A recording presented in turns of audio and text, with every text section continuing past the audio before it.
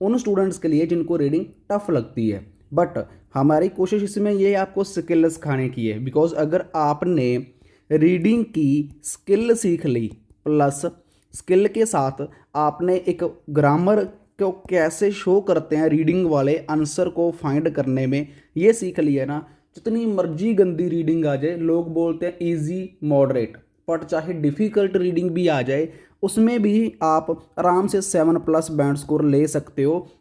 जो recent exam होकर गया है उसका रिव्यू भी आपके साथ शेयर करेंगे। देख सकते हो रीडिंग एक पैसेज था और उसके साथ नियर अबाउट 13 to 14 क्वेश्चन के आंसर भी अवेलेबल थे। Everything with proof with screen recording. Task 2 जो अभी कल परसों एग्जाम होकर गया है, 15 जुलाई का सेकंड एग्जाम हुआ था। 100% true, 100% same writing task 2 from A our PDF। आपकी स्क्रीन के ऊपर रिव्यू है, भगवान की फोटो लगी है, कोई झूठ नहीं है, कोई फेक नहीं है, हम किसी को कोई झूठा प्रॉमिस नहीं करते।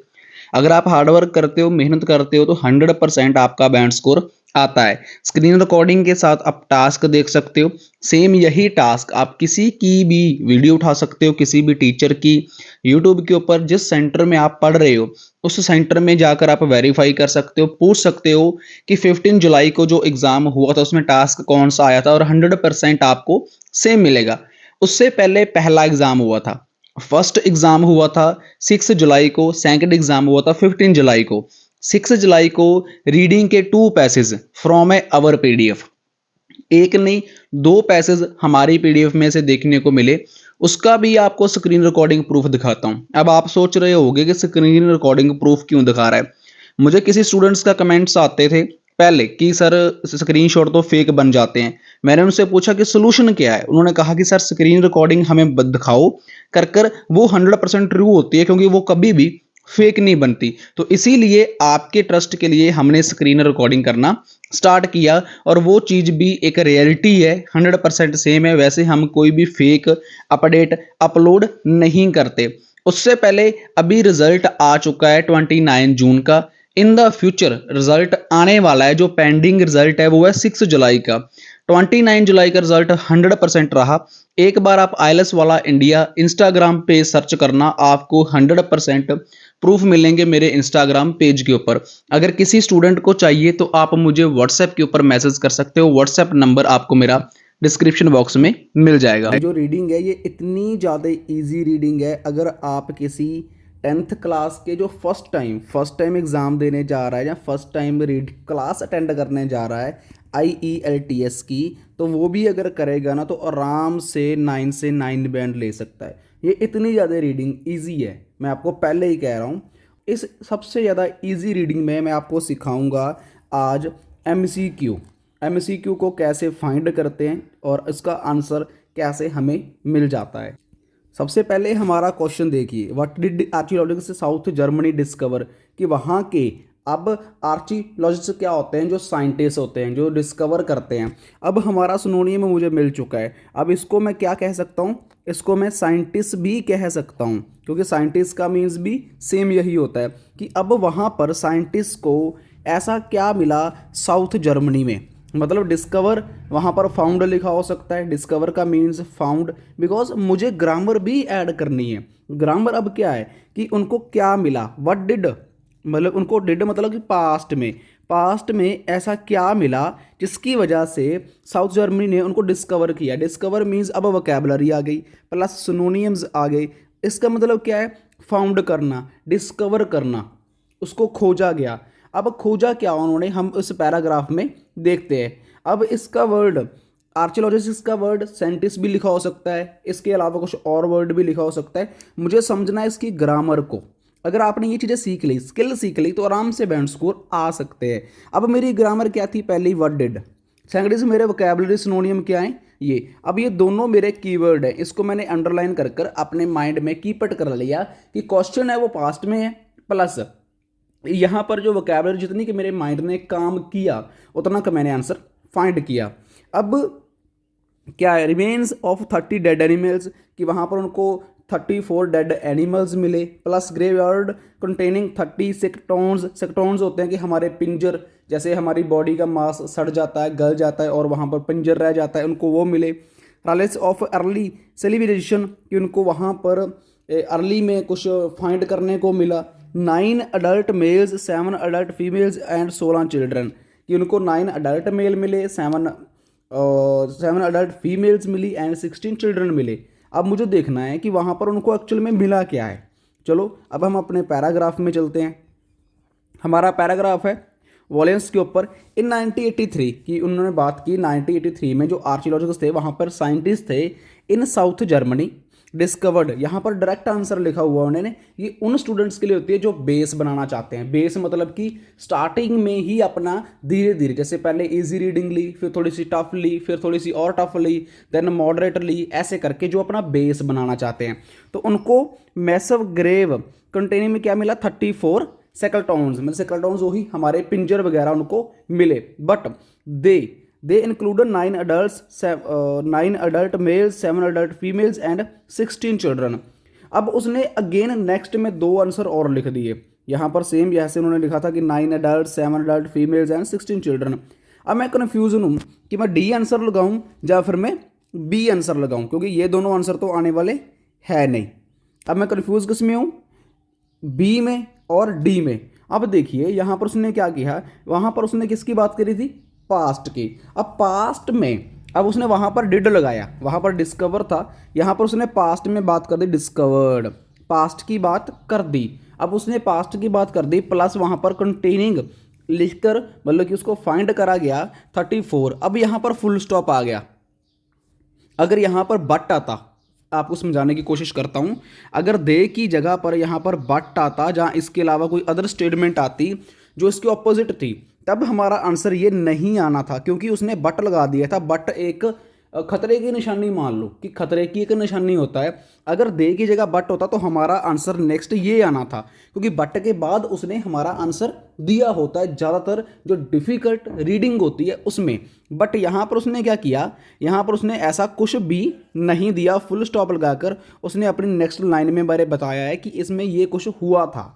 अब जो मेरा आंसर है वो क्या है, बी। अब मेरा जो राइट आंसर मुझे मिला वो मुझे मिला बी आंसर।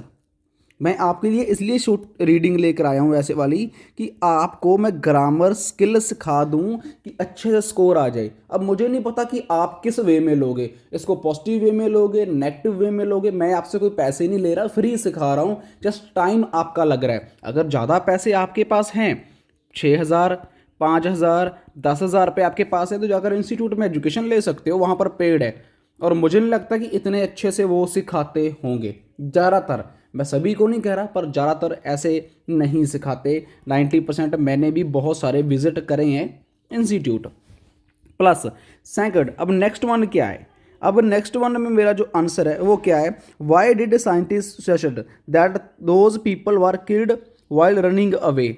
कि उसने क्या कहा, अब कीवर्ड अंडरलाइन करने हैं हमने कि जो सेकंड हमारा क्वेश्चन है, वाई डिड साइंटिस्ट, कि जो साइंटिस्ट थे वहाँ के, उन्होंने क्यों सजेस्ट किया, क्या सजेस्ट किया उन्होंने, मतलब कि ये टोटली फिर मेरा पास्ट में चला गया, क्योंकि यहाँ पर एक डिड लगा हुआ है, देन उसने सेकंड फॉर्म लगाई हुई है। अब ये भी मेरा पास्ट में है, तो ध्यान से देखिए, पास्ट की यहाँ पर बात कर रहा है कि दोज पीपल, जो लोग थे, वर किल्ड, कि ये रनिंग अवे करते टाइम ये मारे गए, रनिंग अवे करते टाइम ये लोग मारे गए, वर किल्ड, यहाँ पर वर किल्ड की बात कर रहा है। अब बाय किसके द्वारा मारे गए, कैसे मारे गए, ये चीज़ हमें फाइंड करनी है। तो इसके कीवर्ड्स ने क्या दिए हुए हैं हमें नीचे, there skeletons showed signs of fatal trauma, मतलब कोई ट्रूमा नाम की कोई बीमारी वगैरह या कोई एनीथिंग एल्स कह सकते हैं, उसकी वजह से। देयर वर 16 चिल्ड्रन, कि 16 चिल्ड्रन थे। During the period organised group violence was very frequent, कि ड्यूरिंग द पीरियड ऑर्गेनाइज्ड, और सॉरी ऑर्गेन्स्ड ग्रुप, मैंने ऑर्गेनाइज्ड बोल दिया, सॉरी उसके लिए, और मैंने देखा नहीं spelling. Violence was very frequent, कि वॉलेंस जो उसका था काफ़ी फ्रिक्वेंट था। तो अब there skeletons did not show any signs defensive wounds, मतलब कि उसने कोई साइन शो नहीं किया, वहाँ पर उनको कोई सुराग नहीं मिले। तब साइंटिस्ट ने क्या सजेस्ट किया कि ऐसा क्यों किया कि वो इस वे के साथ मारे गए। अब इसको देखते हैं कि उसने पैराग्राफ में क्या लिखा है। ध्यान से देखिए, यहाँ पर उसने फिर साइंटिस्ट पास्ट की बात करी है, देन उसने वोकैबुलरी और प्लस ज़्यादातर इसमें उसने ग्रामर ही ऐड करी है, वोकैबुलरी अब सिनोनिम्स पैराग्राफ में वो ऐड कर सकता है।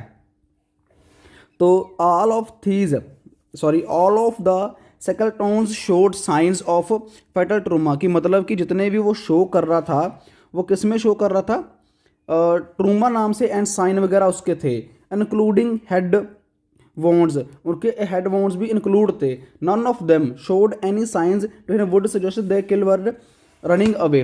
बट यहाँ पर देखिए, अब यहाँ पर टू आंसर का कन्फ्यूज़ करा गया है। यहाँ पर वो किस में कन्फ्यूज़ कर रहा है हमें, एक तो हमें वो ए में कन्फ्यूज़ कर रहा है, एक वो हमें डी में कन्फ्यूज़ कर रहा है। देर 60 चिल्ड्रन की बात नहीं करी, ड्यूरिंग द पीरियड ऑर्गेनाइज्ड इसकी बात भी नहीं कर रही, ग्रुप ऑफ वॉल्यूम्स फ्रिक्वेंट की बात नहीं करी। अब वो बात कर रहा है ए की और डी की। अब यहाँ पर देखिए, यहाँ पर कॉमा दिया हुआ है जो आंसर हमें कन्फ्यूज़ करेगा। अब यहाँ पर उसने क्या दिया हुआ है, कॉमा दिया हुआ है। अब ध्यान से इस चीज़ को समझने की कोशिश करिए। डिफिकल्ट रीडिंग में ये क्वेश्चन ऐसे ही देखने को मिलता है। डिफिकल्ट रीडिंग में क्या होगा, उसने यहाँ पर बात कर दी ऑल ऑफ, मतलब कि हमारे पिंजर वगैरह की जो उसके साइन मिलते हैं वो किसके, ट्रूमा नाम से मिलते हैं। ठीक है, उसने यहाँ पर बात कर दी कि जो इसके पिंजर के निशान हैं वो किससे मिलते हैं, बट यहाँ पर उसने सिर्फ शो किया है कि उसके साइंस है वो इसके साथ मिलते हैं। बट यहाँ पर वो किसकी बात कर रहा है, साइंटिस्ट सजेस्टेड दैट, कि साइंटिस्ट ने क्या सजेस्ट किया। बट यहाँ पर कॉमे से पहले उसने कहीं भी साइंटिस्ट की बात नहीं करी कि साइंटिस्ट ने ये कहा। अब ये जो आंसर होते हैं ये टू टाइप से होते हैं। फॉर एग्जाम्पल दैट, आप ध्यान से सुनने की कोशिश करिए। यहाँ पर भी अगर मुझे हाफ इन्फॉर्मेशन दी है, हाफ इन्फॉर्मेशन मेरी अलग है, हाफ इन्फॉर्मेशन मेरी अलग है, सो मेरा आंसर रॉन्ग हो सकता है। अगर पहली स्टेटमेंट में, जैसे यहाँ पर बात कर रहा है ए की, पहली स्टेटमेंट में वो ए की बात कर रहा है, अगर वो हाफ इन्फॉर्मेशन की बात करता है तो मेरा आंसर ये नहीं आएगा, मुझे फुल इन्फॉर्मेशन चाहिए। अब यहाँ पर ए की उसने बात कर दी, ठीक है, जो भी बीमारी वगैरह थी उसके साथ रनिंग अवे करते टाइम वो लोग मारे गए। अब इसकी बात कर दी, यहाँ पर उसने क्या लगा दिया, कॉमा लगा दिया। अब उसने कॉमा लगा दिया। अब नेक्स्ट में क्या बोला, इंक्लूडिंग हेड वोन्स, मतलब कि इंक्लूडिंग क्या थे, उसके हेड वोन्स भी थे, बट नन ऑफ देम। अब देखिए उसने क्या बोला, नन ऑफ देम, इसके अलावा।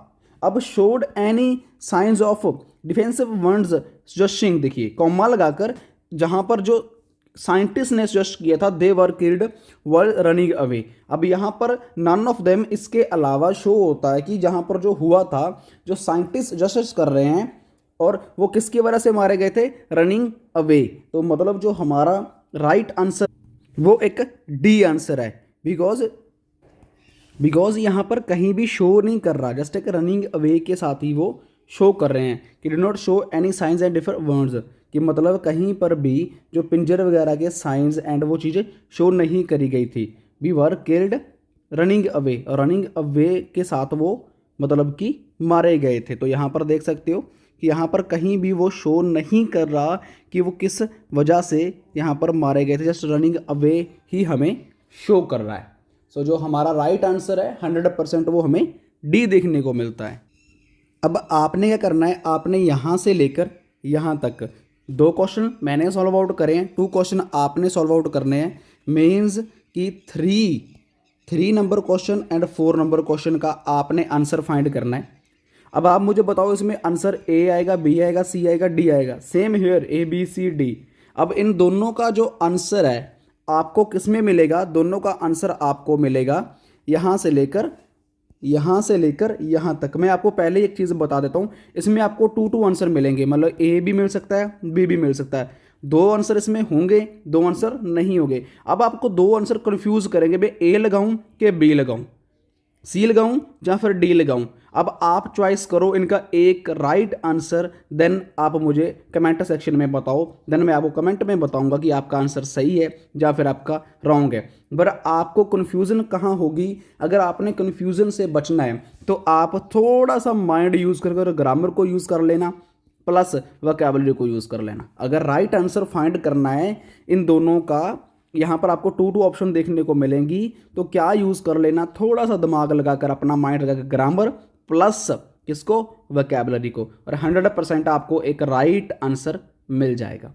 अच्छी लगी वो वीडियो तो सब्सक्राइब इस चैनल को जरूर करना।